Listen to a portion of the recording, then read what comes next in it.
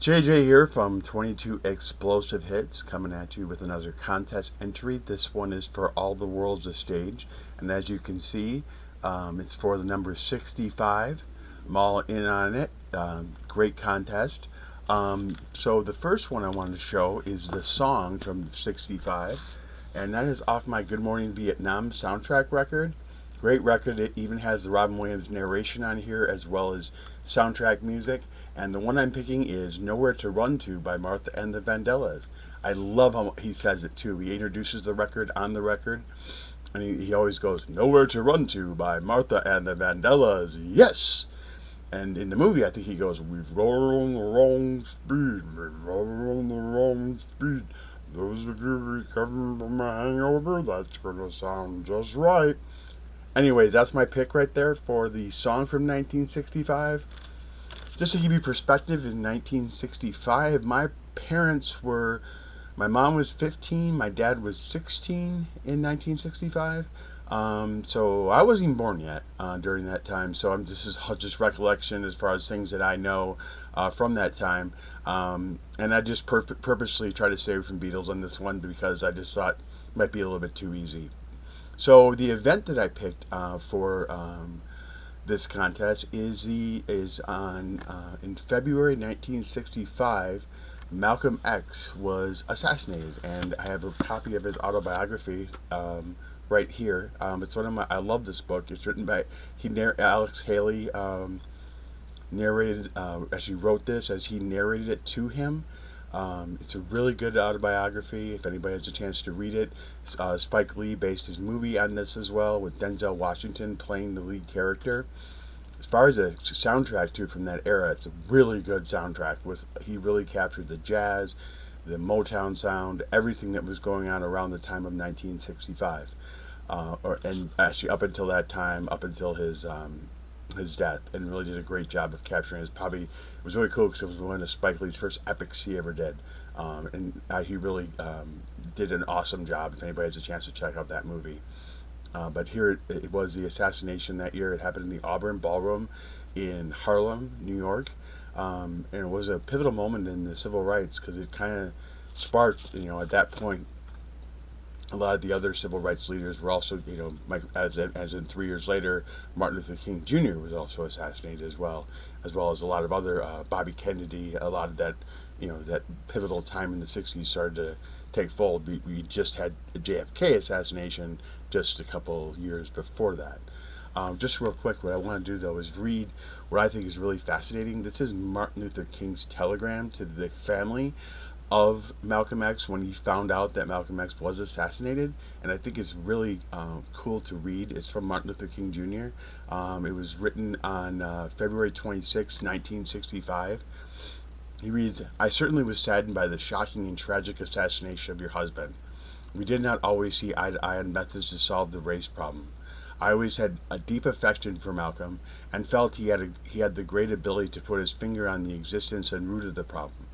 He was an eloquent spokesman for his point of view, and no one can honestly doubt that Malcolm had a great concern for the problems that we face as a race.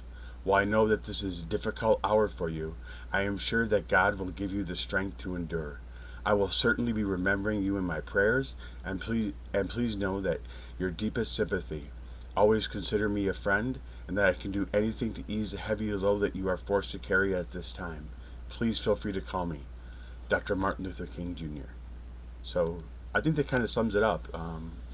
Knew the differences. They knew what that they both had different focuses for the race issue. But I mean, I really think that's really poignant and really big as far as and to be able to face that he knew their differences at that moment in time. I mean, February 26th. I mean, it was so fresh in her mind, but he was honest and said, yeah, we were different, but I cannot imagine your loss, and I do respect him as a speaker, and I do respect him as a person. So I really thought that was poignant to read for the event. So that's my contest entry. Congratulations, 65. And have a great day. Let's just remember in the violent community, let's bring each other up rather than bring each other down. Have a great day. Hello, JJ here from 22 Explosive Hits. I submitted a contest entry to All the World the Stage, and it came to my attention that I forgot to submit a record, or actually an album. Um, Went through my collection. The only thing I have that comes close, I guess maybe because I'm a young whippersnapper, I have lots from the 70s. It's like everything goes like 66 and beyond. So the closest to I could find in my collection would be Pet Sounds by the Beach Boys. I did a little research. This was released in 66 but started recording in 65. So hopefully this one can qualify. I know it wasn't released yet, but it's a great record. I love it. It's probably one of the best concept records by the Beach Boys. Wouldn't It Be Nice? Do You Still Believe in Me? God Only Knows. Great tunes on this one. 1965. It's when Brian started recording it, but it wasn't released till 66 because he had to put together this masterpiece.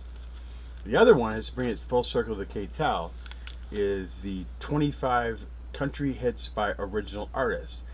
This is the first official K-Tel record. It's not on the K-Tel label. It's actually on a label called Artistic.